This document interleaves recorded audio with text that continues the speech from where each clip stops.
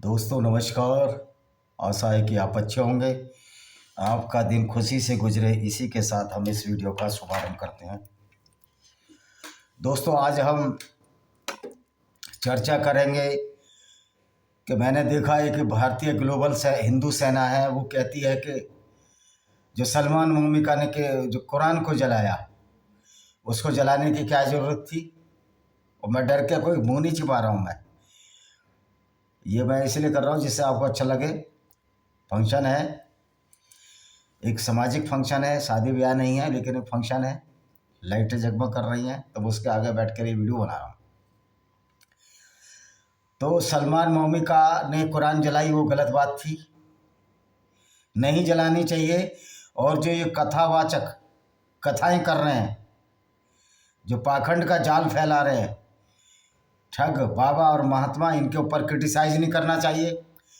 शंकराचार्य कुछ भी बोले, उनको कांग्रेसी शंकराचार्य कहकर उनका अपमान नहीं करना चाहिए। तो ये उन लोगों का पेज है, जो ग्लोबल हिंदू सेना है, गद्दारों का पेज है, जिनको हिंदुओं से कोई सरोकार नहीं।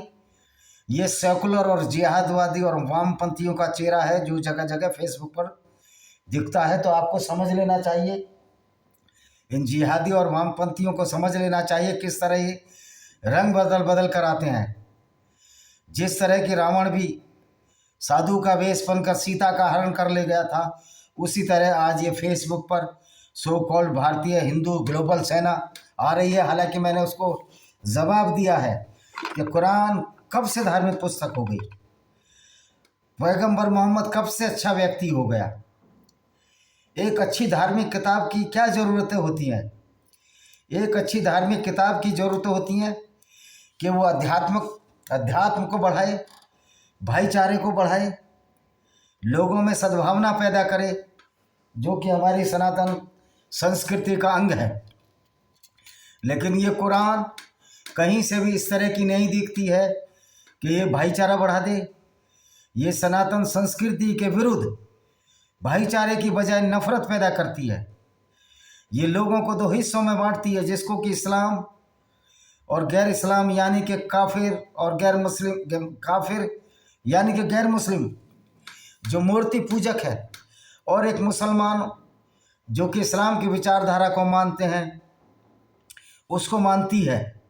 और दूसरे गैर मुस्लिमों के लिए या तो कहती है कि इस्लाम कबूल कर लो, या कहती है कि अगर आप इस्लाम भी कबूल नहीं करते तो आपको गुंडा टैक्स रंगदारी देनी पड़ेगी, जिसको कि जजिया के नाम से जानते हैं।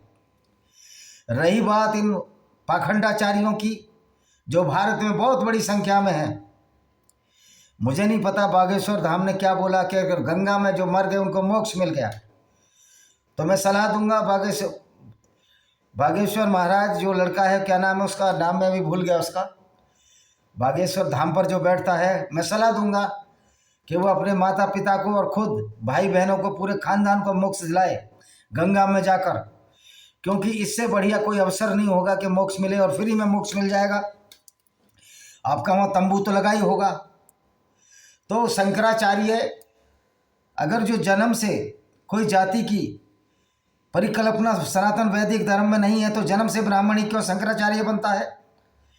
तो वास्तविक रूप से शंकराचार्य अघोषित रूप से एक हायरची सिस्टम का पालन करते हैं, जो कि राजतंत्र है।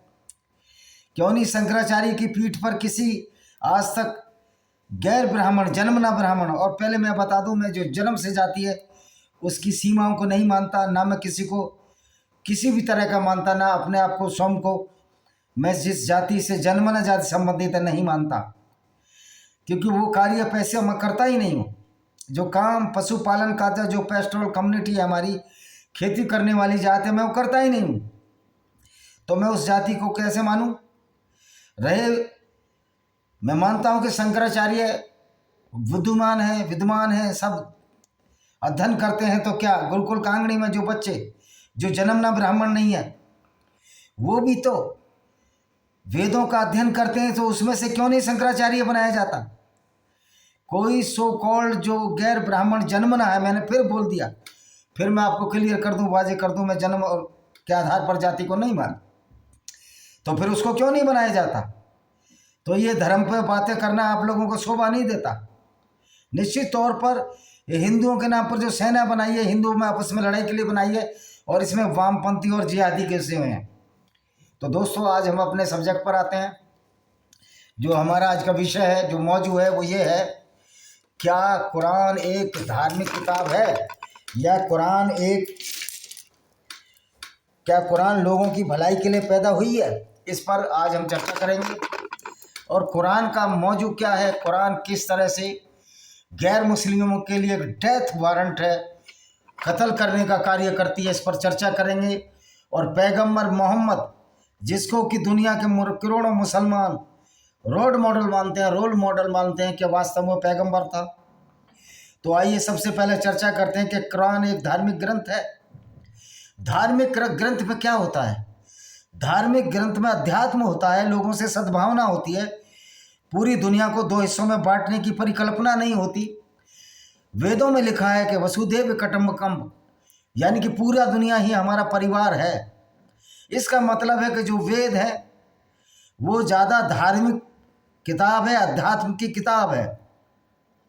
और धार्मिक और आध्यात्मिक में बहुत फर्क है।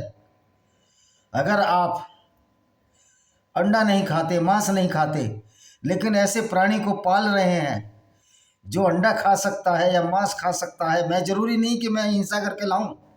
अगर वो शिकार करता है तो उसका स्वभाव है, वो है अध्यात्म। अगर अंडा खाने से किसी की जान बच रही है, खासतौर पर पशुओं की, तो उनको अंडा खिलाया जाए, ये है अध्यात्म। और धर्म एक सेपरेट विषय है। धर्म में प्योर दूसरी चीज़ें हैं जो आपके धार्मिक आस्था को प्रभावित करती हैं। तो कुरान में तो साफ साफ लिखा गया है, कुरान के चैप्टर 9 आयत नंबर 5 में लिखा गया है कि जब रमज़ान के पवित्र महीने बीत जाए तो काफिरों यानी गैर मुस्लिमों को कत्ल करो, उनको जहाँ पर कत्ल करो। अगर वे ना माने, अगर आप उनको कत्ल नहीं कर सकते आप, तो उन पर जजिया, गुंडा रंगदारी टैक्स झोंक दो। तो ये कुरान है जो गैर मुस्लिमों को जीने का अधिकार नहीं देती।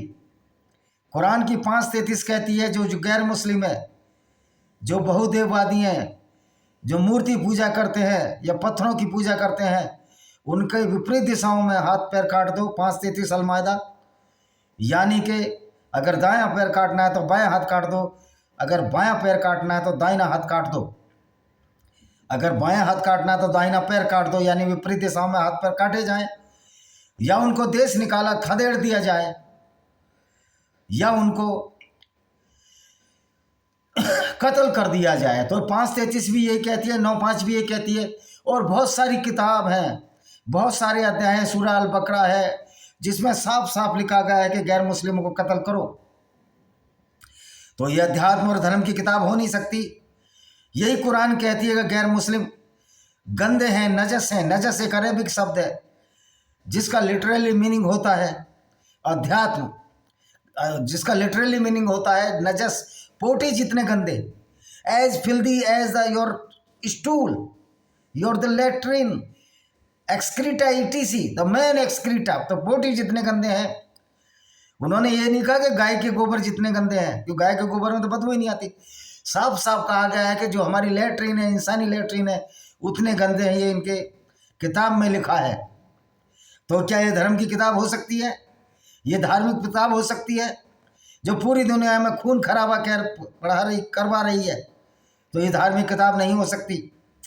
ये किस तरह की विचारधारा वाले लोगों की किताब थी जो अपने फायदे के लिए काफिले लूटते थे। उसके बाद उन काफिलों में लूटी हुई औरतों के साथ बलात्कार करवाते थे और उनको मलकाई अमीन बनाकर, यानी कि रखेल बनाकर उनको रखते थे और यूज करते थे। स्वयं मोहम्मद साहब ने भी ये कार्य किए। अब इनको साहब कहने में मुझे शर्म आती है। आप ही लोग कहोगे इसको साहब क्यों कहते हो? तो स्वयं इस पैगंबर ने, मोहम्मद ने, सो कॉल्ड पैगंबर, मेरे लिए कोई पैगंबर नहीं है, इस व्यक्ति ने इतनी घिनौनी हरकतें की। खुद औरतों को बाजारों में बेचा। बनु कुरैज़ा यहूदियों की औरतों को इन्होंने बाजारों में बेचा। उनके 700 से 900 लोगों को नंगा करके कत्ल कर दिया। इसी किताब और इनकी जो हदीस हैं, जो डिस्क्रिप्शन है, जो मोहम्मद और हजरत अली जो करते थे, साफ साफ लिखा है। तिरमिदी अल तिरमिदी कहती है कि हज़रत अली ने 2 लोगों को जिंदा जला दिया।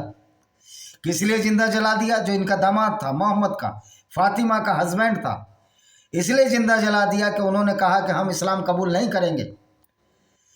उन्होंने कहा हम इस्लाम कबूल नहीं करेंगे क्योंकि लूटने और काटने की और लोगों में नफरत फैलाने की आइडियोलॉजी है। उन्होंने इस्लाम कबूल नहीं किया और हज़रत अली ने उनका जिंदा जला दिया। इसी तरह अभी पाकिस्तान के एक यूट्यूबर हैं, उनको धमकी दी गई है कि आप पाकिस्तान में मिनी कम्बो आयोजित नहीं कर सकते। तो इस्लाम इसी तरह गुंडागर्दी के बल पर चलता है।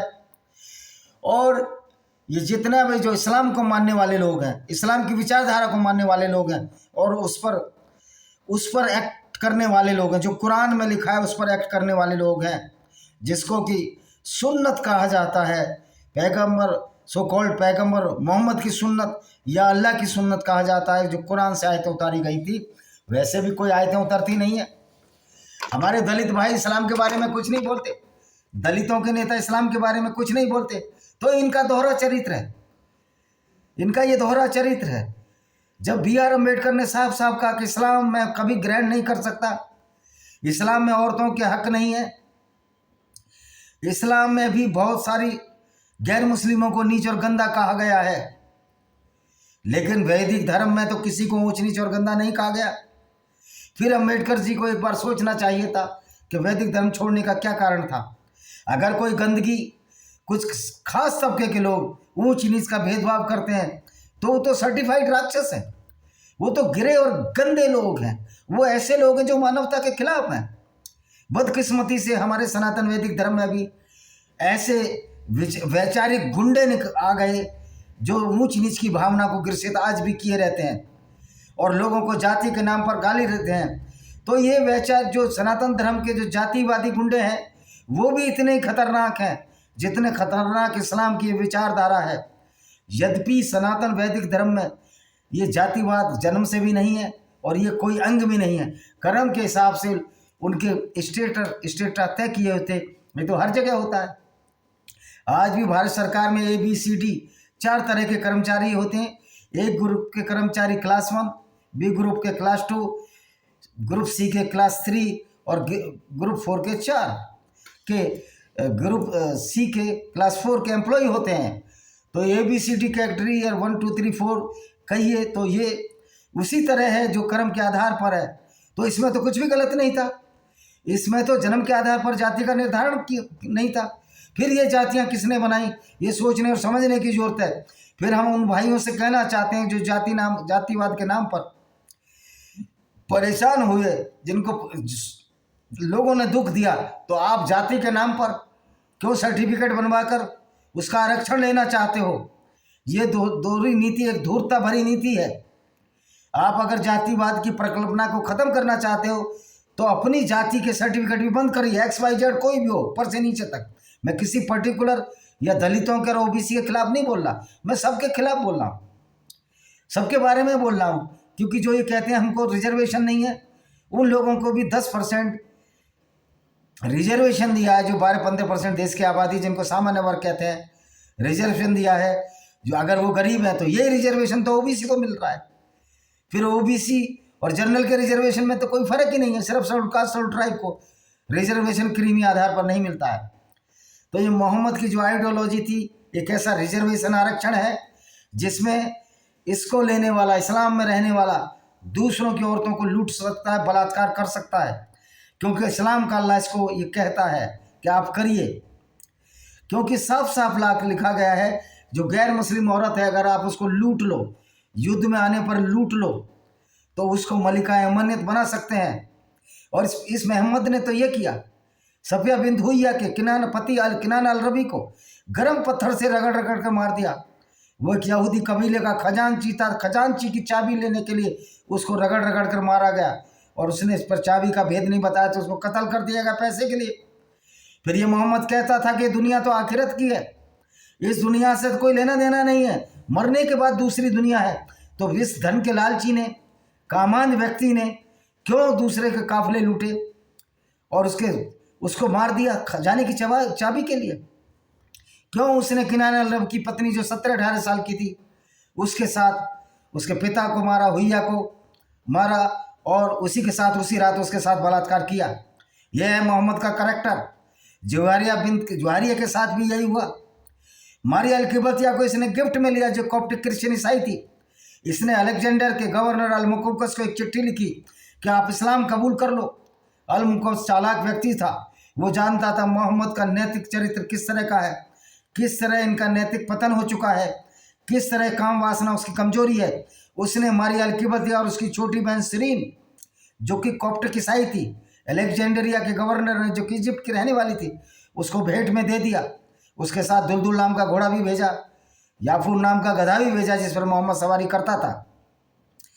तो मारिया अल-किबतिया के साथ ये रंगरेलियाँ मनाता वो पकड़ा गया, अवैध संबंध बनाता पकड़ा गया। कि इसकी दो पत्नियां, हफ्सा ने इसको आकर देख लिया। हफ्सा को धोखे से इसने भेज दिया, जो उमर की लड़की थी, कि जाइए आपके पिताजी आपको बुला रहे हैं। और वो मारिया अल-किबतिया को हफ्सा के कमरे में बुलाया और अपनी काम वासना की पूर्ति करने लगा। जब हफ्सा आई, दरवाजे पर देखा तो दरवाज़ा बहुत देर से बंद था। जब खड़खड़ाया दरवाज़ा तो हाँफता हुआ निकला और इसने बोला, आज से मैं ये काम नहीं करूँगा। मारिया अल-किबतिया मेरे लिए हराम है, अवैध है। लेकिन काम वासना के फलस्वरूप इसने एक अल्लाह के नाम से एक आयत उतार दी कि पैगंबर मोहम्मद के लिए सारी स्त्रियां हिबा हैं, जिसको चाहता, जो उसको हिबा करना चाहती है, यानी जो उसको सौंप दे। तो ये कैरेक्टर का अंदाज था। आप तो पैगंबर थे ना, आपको अच्छे काम करने चाहिए थे। आप तो अपनी काम वासना पर अंकुश लगाना चाहिए था। आपको तो धन लिप्सा पर अंकुश लगाना चाहिए था। आपने तो किनाना अल-रबी को मार दिया सिर्फ इसलिए कि वो खजाने की चाबी नहीं दे रहा था, यहूदी लड़का। और आपने तो यहूदी कबीले पर, बनु कुरैजा कबीले पर अटैक किया था। वो तो बेचारे सो रहे थे, सुबह के टाइम अटैक कर दिया 3-4 बजे, ये जब इनकी फजर की नमाज के टाइम पर। वो यहूदी तो नमाज नहीं पढ़ते थे, वो अपने खेतों में अपने बच्चों को खिलाने में, नाश्ता बनाने में लगे हुए थे। आपने सिर्फ एक झूठी आयत उतार कर, जिब्रील फरिश्ता जो एक शैतान था, एक शैतान जिब्रील आयत लाया। कुरान के हिसाब से तो मैं उसको शैतान ही कहूँगा, फरिश्ता नहीं है। कहा, क्या आपने अपने हथियार बांध दिए रसूलुल्लाह ने कहा, नहीं, मैंने अपने हथियार नहीं बांध दिए। जाओ यहूदी कबीले को, बनु कुरैजा कबीले को लूटो और वहाँ अच्छी अच्छी लड़कियाँ लूट कर लाओ और उनको बाज़ारों में बेच देना। बाद में मोहम्मद गया, वहाँ लड़कियाँ लूटी। सफिया बिन्त हुइया के पति किनाना अल-रबी को मारा, जैसे मैंने बताया, चकमक पत्थर से, और उसके साथ उसके पिता को मारकर ही स्लेप्ट विद हर, ये उसी के साथ हुआ। ये है कैरेक्टर इस मोहम्मद का। तो क्या इसको हम प्रॉफिट मान सकते हैं? क्या इसको अच्छा आदमी मान सकते हैं? तो सलमान मोहम्मद क्या ने कुरान जलाई तो एक प्रतीक था। वो ये प्रतीक था कि कुरान एक ऐसी गंदी किताब है, इसको पढ़ने में कोई फ़ायदा नहीं है, जलाने लायक है। उसका ये विचारधारा थी। आप ये सोच लीजिए, फैसला आपको करना है। जो किताब हिंदुओं, ईसाइयों और यहूदियों को मारने और कत्ल करने की बात कहती है, क्या वो किताब आपके पूजने लायक है? क्या वो पैगंबर की आप रेस्पेक्ट करना चाहोगे कि अगर आप मुसलमान नहीं तो वो आपको कत्ल करने का आदेश देता है? वो किताब अपने कत्ल करने का आदेश देती है। तो ये फिर हमारा पैगंबर कैसे हो सकता है? फिर गैर मुस्लिमों का ये पैगंबर कैसे हो सकता है? मौलाना कहते हैं कुरान सारी दुनिया के लिए है। ये क्रिमिनोलॉजी, ये राक्षसी प्रवृत्ति की किताब, जिसमें एक अच्छा भला आदमी भी हैवान बन जाता है, ये पूरी दुनिया के लिए हो सकती है। यानी कि ज़बरदस्ती थोप रहे हो आप गुंडागर्दी दूसरे लोगों पर। हम क्यों माने इसको पैगंबर? हम क्यों कुरान को, यानी कुरान की शिक्षा पर चलकर हम भी लुटेरे बहसी दरिंदे बन जाए? जिस तरह के Mahmood Ghaznavi, Mahmood Gauri, Taimur lung, Genghis Khan तो बुद्धिस्ट था, चंगेज खान, लेकिन बुद्धिज़्म में लूटपाट नहीं लिखी तो वो उसका अच्छा बुद्धिस्ट भी नहीं मानेंगे। वो अपना कुकर्म करता था। लेकिन यहाँ जो मोहम्मद गौरी, गजनी, अहमद साहब अब्दाली आए, ये सारे लुटेरे थे। और लुटेरे इसलिए थे कि इस्लाम का पैगंबर भी लुटेरा था। पैगंबर भी काफिला लूटता था, ये भी काफिले लूटते थे। पैगंबर ने भी मक्का में 360 मूर्तियाँ तोड़ी, 630 में इसने भी मूर्तियाँ तोड़ी। मोहम्मद गौरी और गजनवी ने मूर्तियाँ तोड़ी।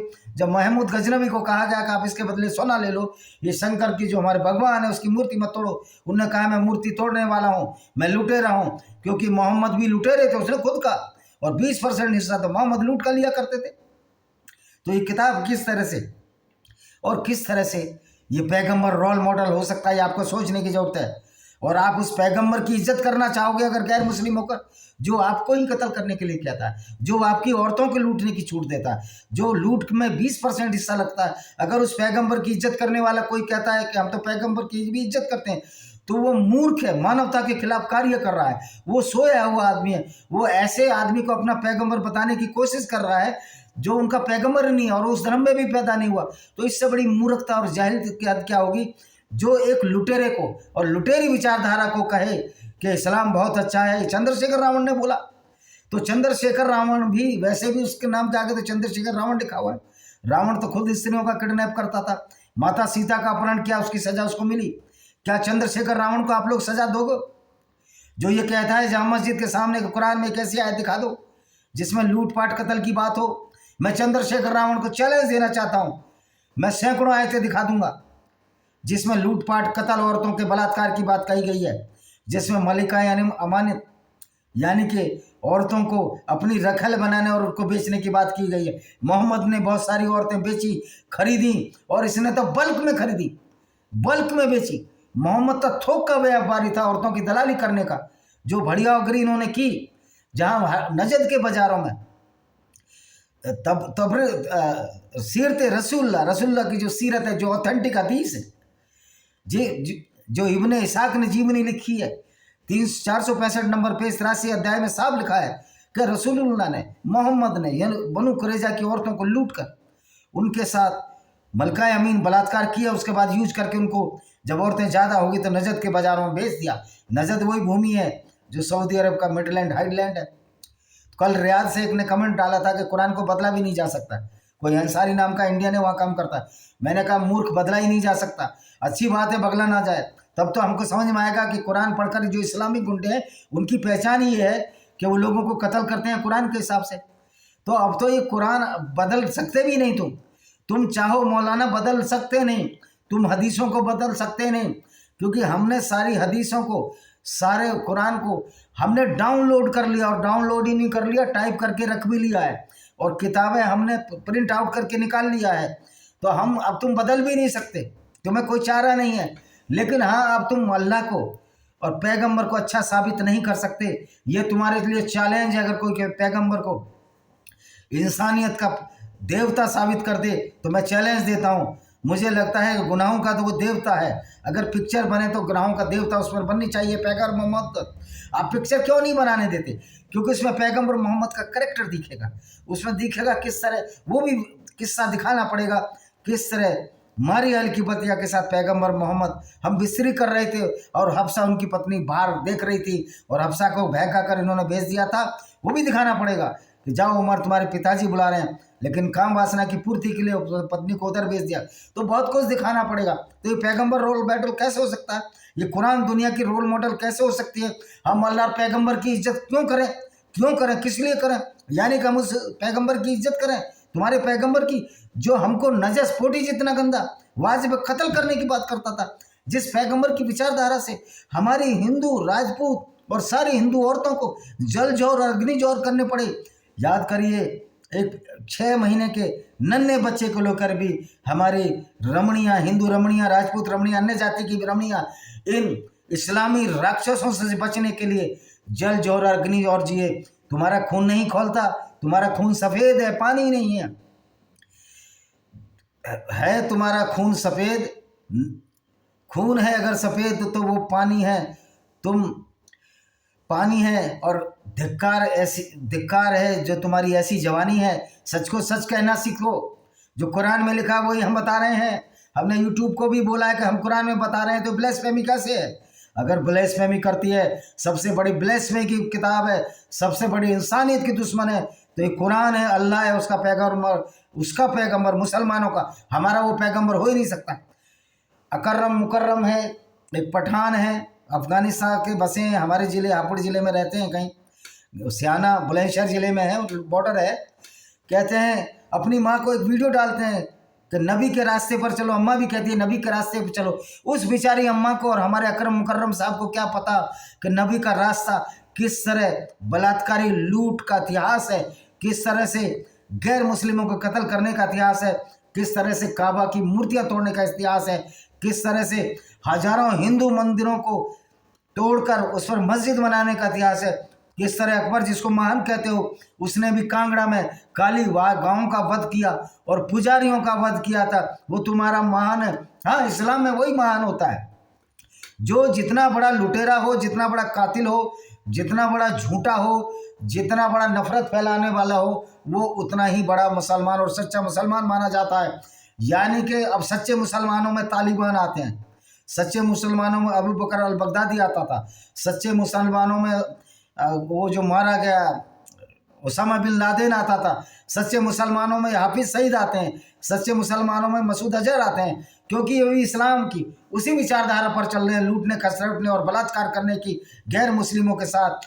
तो जो पाकिस्तान है गुंडों अयासियों का और इस्लामिक गुंडों का अड्डा बन चुका है। भारत में भी जो कुरान पर चलते हैं और वैसा कार्य भी करते हैं वो भी इस्लामिक गुंडे हैं। अब देखिए, हम मुसलमान भाइयों को ये समझाना चाहते हो, आपको अच्छा इंसान बनना पसंद है या अपने आप को इस्लामी गुंडे की परिभाषा से सुशोभित करना, ये चुनना आपको है। आप अपने अच्छे कर्म कीजिए, इस जहर को बाहर निकालिए, मोहम्मद को पैगंबर मानना बंद कीजिए। कुछ लोग जो राक्षसी प्रवृत्ति के वो पैगंबर मानेंगे, हर जगह राक्षस हुए, हर युग में राक्षस हुए, तो उन राक्षसों के वध करने के लिए हमारे पास कानून है, तर्क है, शास्त्र है, और उसके बाद हमारे पास पावर है, आर्मी है, मिलिट्री और सेना है, और उसके बाद बचता है तो काफिरों की, जिनको की गाली दी जाती है, उनकी बहुत बड़ी सेना जो मुसलमानों से 4 गुने से भी ज़्यादा बड़ी है और बड़ी ताकत है। हम सब मुसलमानों को कत्ल करने की बात नहीं कहते, हम उन लोगों को जरूर सज़ा देनी चाहिए, कानूनन सज़ा दो।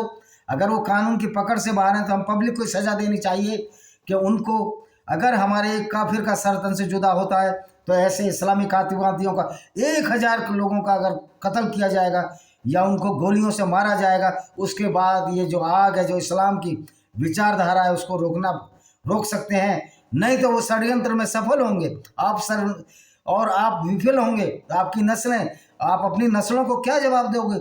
आप अपनी नस्लों को हिंदू मुस्लिम भाईचारे में बहुत बड़ा धोखा दे रहे हो, क्योंकि मुसलमान तो जानता है कि हिंदू भाईचारा हो ही नहीं सकता, क्योंकि तो काफिर है। सूरह अल बकरा चैप्टर 2 में साफ साफ लिखा है कि किसी भी गैर मुस्लिम से दोस्ती नहीं करनी, अल्लाह नाराज होता है।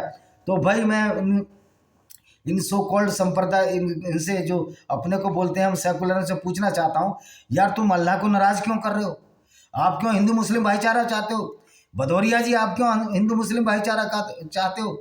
अखिलेश यादव, आप क्यों हिंदू मुस्लिम भाईचारा चाहते हो? क्या तुम सोचते हो लोग मूर्ख हैं?